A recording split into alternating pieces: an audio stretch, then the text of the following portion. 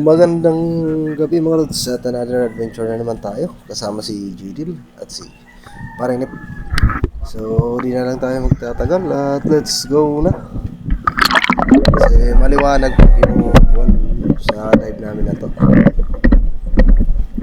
Sana swerte tayo ng biyaya sa gabing ito at samahan nyo ulit ako mga lods sa ating Let's Per Fishing Adventure.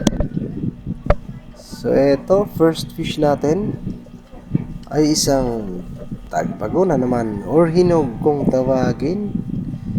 Tag 100 lang yung kilo nito dito sa amin. Sa iba baka nasa 300 na to kasi bawal daw to sa mga matatanda na may dinaramdam na. Ito, nakapana tayo ng malaking bagulan mga lods. Estimated sa atin sa 2 kilo mahigit at sumakto naman. Benta natin ito ng 300 plus pesos. Ayan siya. At hindi na natin ako na video ngayon kasi medyo mailap yung biyaya na ito. Ay sinecure na lang natin bago pa makatakas dahil yung camera natin ay hindi talaga basta-basta ino-open at mayroong tutusukin lang. So ayan, di ba natin afford yung mga matitibay na camera kaya tiyagaan lang muna natin. Ito, matagal natin yung akala ko hindi natin mahuhuli yan. At ito, isang tagbagal naman mga lods pero ginalaw muna natin siya. Pero akala ko kung okay na. Ano ang ating tinusok. Ayun, hindi tumalab sa katawan niya pero hindi naman siya lumayo kaya andito lang siya. Tuhog ng isda ka. Tumakas na nga pero naabutan pa rin natin. Tapos panay lang tagbago na may ilap yung nahuhuli natin sa ngayon. At eto naman, syempre tagbago na naman sa pulkang isda ka. Ito lang talaga kadalasan yung nahuhuli dito sa mga medyo mababaw na part mga lodi. At hindi pa natin talaga kaya dun sa malalim.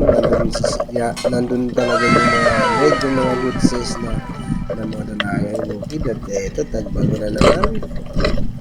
Dati talaga may mga sampah kahit dito lang sa mababaw. Pero pag lumamig na yung dagat ay sigurado aabot naman yan yung mga dalagang bukid sa mababaw na part. Kaya tiyaga ng mga natin to. Biyaya na rin yung mga isdang ito mga lods. At eto, dahil na naman tayo kasi meron namang as always tagbago yung nandito. Ayan siya, nakadikit na sa may gilid. Tapos pamesto muna tayo sa pulkang isda ka. Ayan, wala. Sa ibang lugar ay bihira na itong makita pero dito sa amin ay napakarami. Kaya masarap na talaga itong pang tinola, pinaksiw. Pero ingat dayo dito sa tinig niya kasi masakit talaga makatinig yung isdang ito. At dito naman naghahanap naman tayo ng isda at ayun siya, tagbago again nasa may gilid ng corals. Ayun, sapol. Iniingatan din natin yung mga corals mga lods. Napakalaking tulong na talaga yan kaya hindi basta-basta nauubusan ng isda dito sa lugar namin kahit babalik-balik lang kasi pinapagalagaan talaga yung mga corals na yan. At wala na rin dito yung compressor. Siguro may mga pumapasok pero hindi na taga-isla, mga dayo lang na mapagsamantala. Kaya Tiyaga na lang tayo mga lods kung ano lang yung kaya natin. At eto, yun na lang yung last fish natin ay umahon na tayo. Bale, mag 8 PM lang to. Ay, ahunan na kasi ayun lang yung spot natin at hindi pa rin tayo nakakadayo. So, ayan na nga. So, ito ay yung kabuang huli natin mga idol. Ayan. Maraming bagulan. Tapos yung mga tagbago. Oh, 3 Thank you kilos Lord lagi, no? sa blessing na ito. At ito na po ang Araw mga lods, yung shout out. another shout out time na naman tayo sa ating mga nag-comment sa nakaraang video.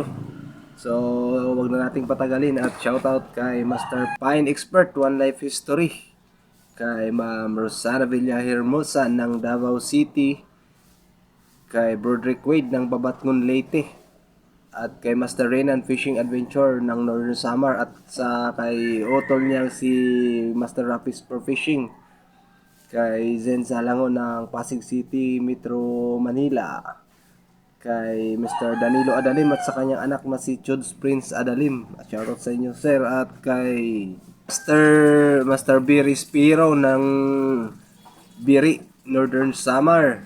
At so, yun lang yung mga nag-comment sa ating nakarang videos mga lods. At maraming salamat sa panonood. At God bless you all. At mabuhay.